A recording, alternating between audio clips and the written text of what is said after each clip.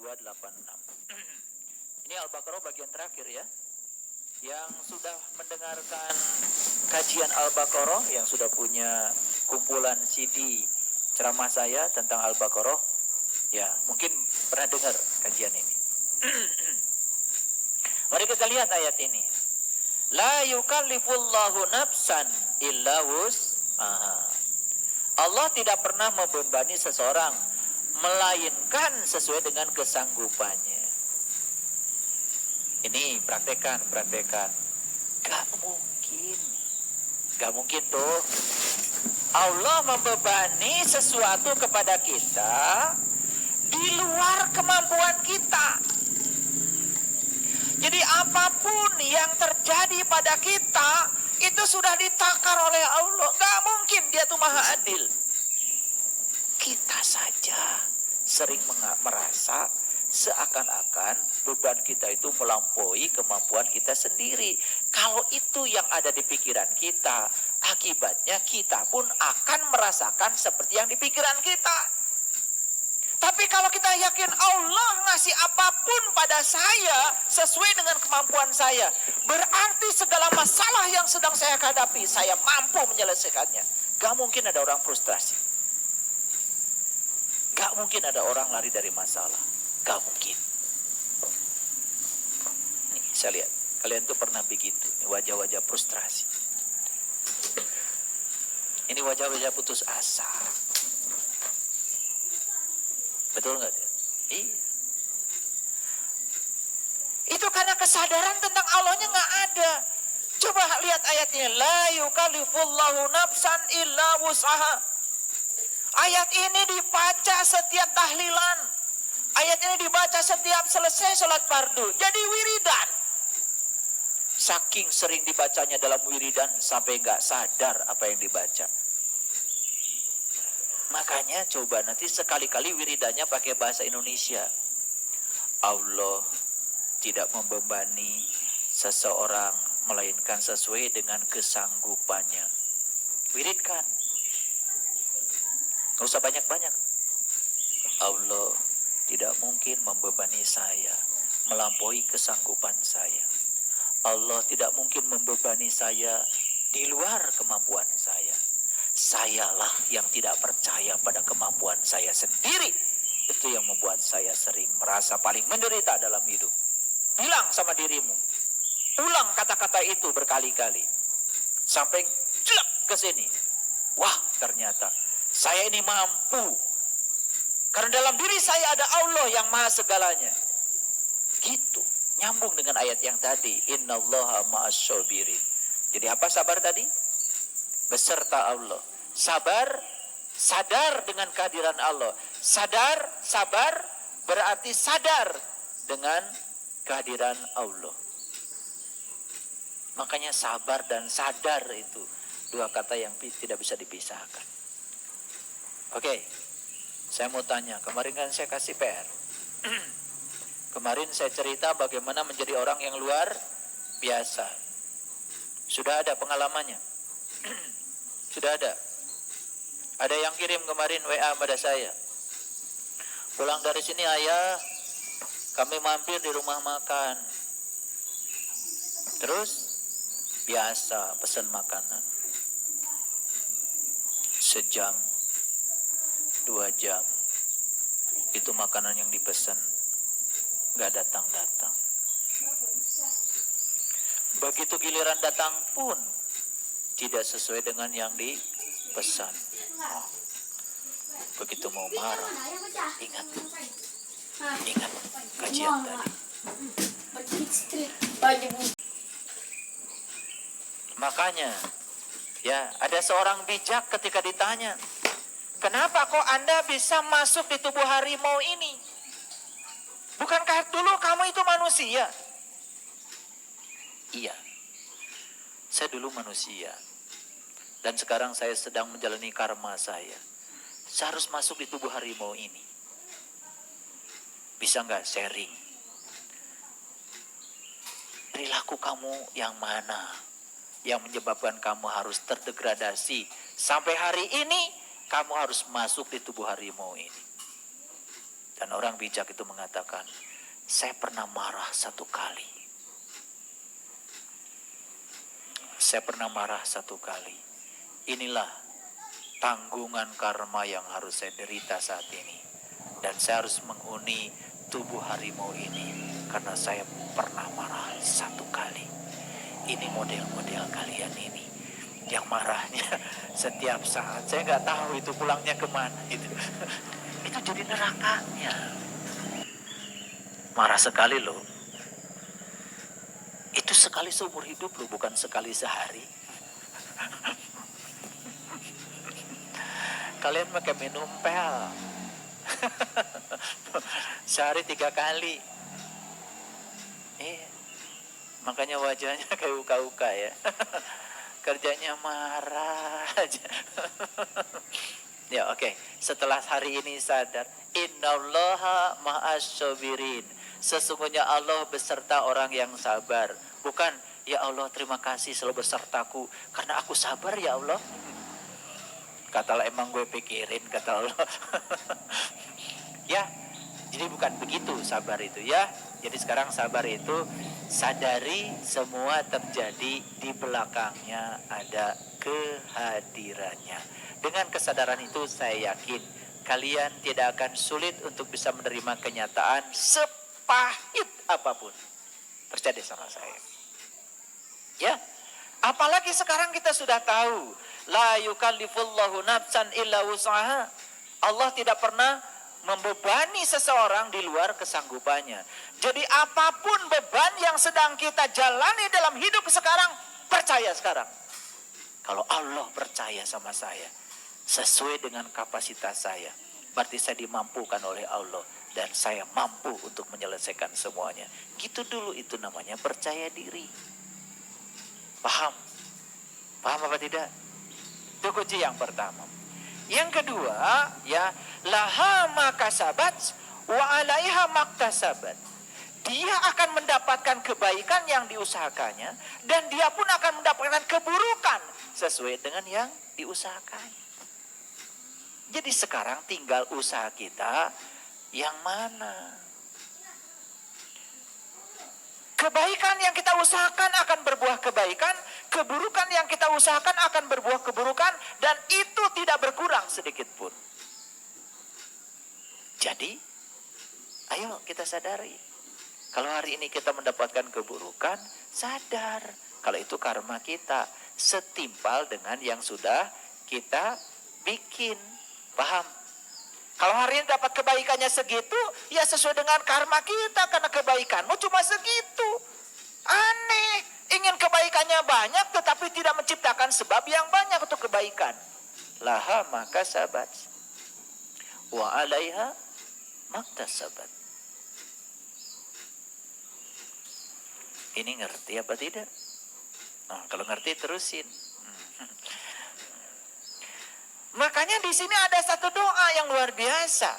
Tapi doanya bukan mengatur Tuhan supaya Tuhan mengikuti keinginan kita. Ini doa kesadaran. Coba doanya apa?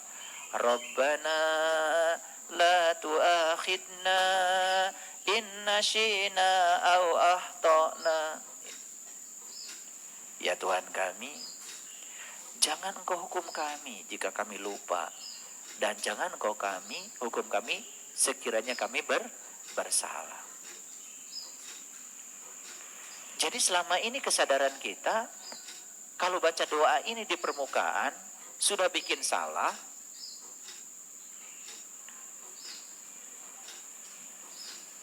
sudah bikin sesuatu yang salah. Tapi kita minta kepada Allah, ya Allah, jangan hukum aku. Suka nggak baca doa ini? Hati-hati kalau kalian baca doa. Rabbana la tu'akhidna in nasyina aw akhtana. Tuhan, jangan Engkau hukum kami jika kami lupa. Jangan Engkau hukum kami juga jika kami bersalah. Apa kata Allah? Enak aja. Kamu bikin kesalahan tetapi tidak mau dihukum. Tapi ayat ini seakan-akan melawan ayat yang di atas, bukan? Betul nggak? Katanya segala kebaikan akan berbuah kebaikan. segala keburukan akan berbuah keburukan. Betul nggak? Itu harusnya itu menjadi sebuah kesadaran. Kamu itu akan menerima sesuai dengan karmamu sendiri. Karena karma ada dua, karma baik, karma buruk. Terus doa ini buat apa? Dan kalau doa ini dibaca di permukaan tanpa kesadaran, doa ini kan sepertinya sedang menghindari diri dari risiko. Padahal risiko yang diambilkan oleh diri kita sendiri. Betul nggak? Ini sebenarnya doa untuk menghibur kita. Supaya tidak usah takut. Sebesar apapun risiko yang sudah kita lakukan, ada akibat. Di balik itu ada pesan Allah yang hendak disampaikan kepadamu. Jadi ketika kita melakukan kebaikan, kita akan mendapatkan kebaikan, ada pesan di baliknya. Ketika kita melakukan keburukan, ada keburukan yang mengikutinya. Itu pun ada pesan di baliknya. Yang paling utama adalah semangat untuk bisa mengambil pesan. Itu sebetulnya. Karena kalau doa ini dibaca di permukaan, ini doa lari dari tanggung jawab. Kan ayatnya la yukallifullahu nafsan illa wusaha laha ma kasabat wa alaiha ma kasabat. Ujug-ujug Rabbana la tuakhidna in nasyina au ahtana, kan gitu. Gusti ulah dihukum abdi mah. Apaan ieu teh kalakuan maneh? Berani menimbulkan sebab tetapi tidak tanggung jawab ketika kita menanggung akibat. Makanya bagus itu ya, pelajaran yang diajarkan orang Hawaii dengan Ho'oponopono itu. Bagus sekali. Cuman hati-hati, kalau Ho'oponopono jangan pakai bahasa Indonesia. Karena dalam bahasa Indonesia, aku menyesal itu negatif. Dalam bahasa Inggris, I'm sorry, itu sebetulnya mengambil tanggung jawab. Ini beda idiom. Nih lihat saya. Kalau saya menyesal dalam bahasa Indonesia, itu sebetulnya kadang-kadang dikaitkan dengan menyesali suatu keadaan. Betul nggak? Menyesali suatu keadaan itu kan sebenarnya menolak seakan-akan. Betul nggak? Makanya jangan pakai bahasa Indonesia. Saya menyesal. Bagus pakai bahasa Inggris. I'm sorry. Artinya saya mengambil tanggung jawab dari apa yang kita lakukan. Nah, beda ya. Orang Barat ketika dia itu nyenggol kita dan saat itu di tangan kita ada air dan air itu kesenggol dia, tumpah ke baju kita. Ketika mereka bilang I'm sorry, mereka itu melakukan tindakan. Ambil tisu, dilap baju kita, I'm sorry, berulang-ulang I'm sorry. Jadi mengambil risiko dari suatu tanggung jawab akibat dari pilihannya. Makanya setelah I'm sorry, berikutnya apa? Please forgive me. Please forgive me. Setelah itu, thank you. Setelah itu, I love you. Lutut sakit. I'm sorry. Saya menyesal karena saya tidak mengurus kamu dengan baik. Saya juga tidak pernah memperhatikan gizi apa yang terbaik buat kamu. Saya juga tidak mempedulikan ya keadaan kamu. Olahraga tidak, jalan kaki tidak, banyak duduk. I'm sorry. Please forgive me. Maafkan aku. Thank you. Karena selama ini kamu telah mengantarkan aku kemanapun aku pergi. Denganmu aku ditemani kemanapun aku mau jalan. Maaf jika aku pernah membawamu ke tempat yang kamu tidak suka. Maaf ya. I love you. Saya sangat menyayangi. Besok dirubah perilakunya, olahraga, gerakan kakinya. Ya. Saya tadi pagi udah olahraga 7 kilo. Jadi sudah minta maaf sama dia. karena saya sangat mencintai dia. Karena kalau dari sini ke bawah sudah rusak, dari sini ke atas juga cepat sekali rusaknya. Karena kalau orang sudah tidak punya daya dari sini ke bawah, dari sini ke atas ya sudah cepat. Proses penuaan itu terjadi karena biasanya orang dari sini ke bawah kinerjanya kurang bagus. Akibat dari sini ke atas cepat. Akibatnya boros umurnya. Keren ya. Jadi ajarannya orang Hawaii itu dengan Ho'oponopono itu keren ya. Ya, I am sorry. Please forgive me. Thank you. I love you. Kalau sakit kepala, pegang kepalanya. I am sorry. Belajar mengambil tanggung jawab. Karena selama ini kita sembrono. Minum air putih jarang. Sedangkan makanannya, otak kita kan oksigen. Oksigen yang dibawa oleh air. Karena di situ ada H2O. Olah napas jarang. Sudah diajarkan doa-doa untuk olah napas dari saya, gak diamalin. Cuma jadi kolektor doa. Akibatnya apa? Paru-paru tidak terbuka. Oksigen yang ditangkap oleh jantung tidak banyak. Akibatnya yang dibawa darah ke sana miskin oksigen. Ya sakit kepala, migrain. Iya. Apa tuh namanya? Kalau sakit kepala itu apa namanya? Vertigo. Maaf ya, saya sampai sekarang itu nggak pernah sakit kepala. Jadi kalau para sahabat olah napasnya bagus, olah napas terutama yang rutin ya, sebelum tidur, bangun tidur, olah napasnya bagus, itu aja dulu ditekuni, coba rasakan. Ada perubahan ya, yang suka vertigo, nanti perlahan ya, perlahan. Kenapa? Vertigo itu kan sebetulnya karena ada masalah di otak ini ya, yaitu sistem kelistrikan di otak kita terganggu, sistem kimiawi terganggu, itu harus diseimbangkan, ya diseimbangkan. Makanya dengan olah nafas itu keren, sangat keren, luar biasa. Baik ya. Rabbana wala tahmil alaina isran kama hamaltahu alal ladzina min qablina. Rabbana wala tuhamilna ma la taqata lana bi wa'fu anna waghfir lana warhamna anta maulana. Jadi yang mau saya sampaikan di sini, anta maulana, anta maulana. Anta maulana artinya hanya engkau penolongku, hanya engkau penolongku. Jadi cara mengatakan anta maulana yang paling dahsyat adalah sadari kehadirannya. Karena kehadirannya sudah cukup bagi kita. Jadi dengan menyadari kehadirannya setiap saat, apapun yang terjadi, gampang untuk kita terima. Seberat apapun itu. Coba praktekkan dalam hidup. Itu keren sekali. Dan dalam hidup ini banyak kejutan ya, banyak kejutan.